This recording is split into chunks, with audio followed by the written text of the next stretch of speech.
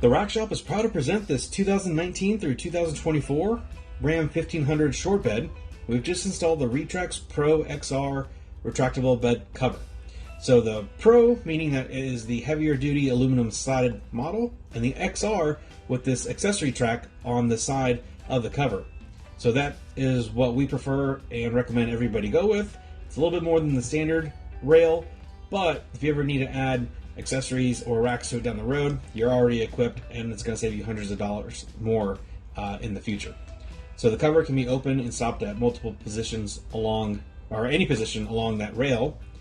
Drain tubes on the bottom to help drain the canister, as it can collect water, but that will drain out nicely. No drill installation for this one, so just clamps right onto the side rails.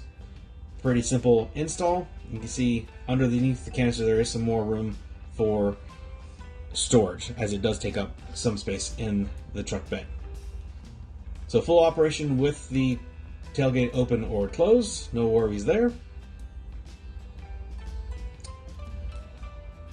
There you go. So even though it does take up some room in the truck bed, there's still space underneath and behind it as well.